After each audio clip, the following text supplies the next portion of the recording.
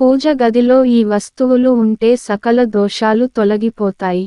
జై శ్రీరామ్. సాధారణంగా మనం పూజ గదిలో కొన్ని వస్తువులను తెలియక ఉంచుతూ ఉంటాము. కానీ ఇక ఏ వస్తువులను పూజ గదిలో పెడితే మంచి జరుగుతుంది అనే విషయానికి చాలా మందికి తెలియదు. అలాగే కొన్ని పూజా మందిరంలో పెట్టకూడని వస్తువులు కూడా ఉన్నాయి అని చాలా మందికి తెలియదు.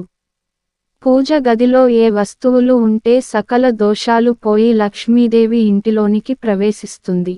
ఏ వస్తువులను పూజ గదిలో ఉంచకూడదు. ఇలాంటి విషయాలు తెలుసుకోవడం కోసం ఈ వీడియో చేయడం జరుగుతుంది.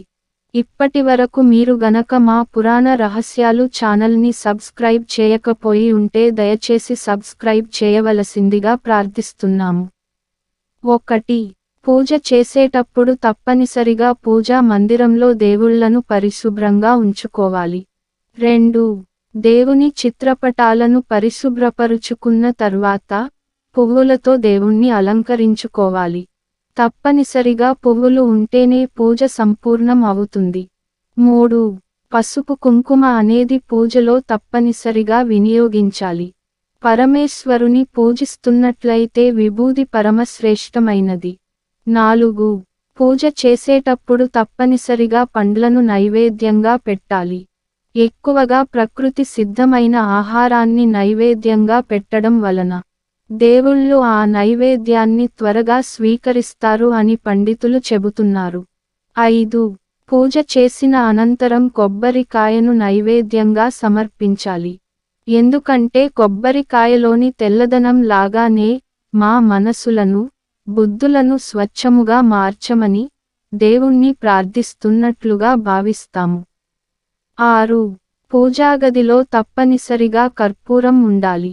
ఎందుకంటే ఏ పూజ అయినా కర్పూర హారతి లేకుండా పూర్తి అవ్వదు.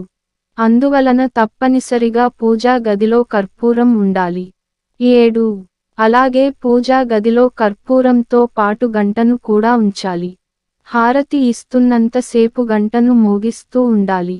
ఇలా హారతి ఇచ్చే సమయంలో గంటను మోగించడం వలన దేవుడు ఆ హారతిని స్వీకరిస్తాడు అని మన విశ్వాసము.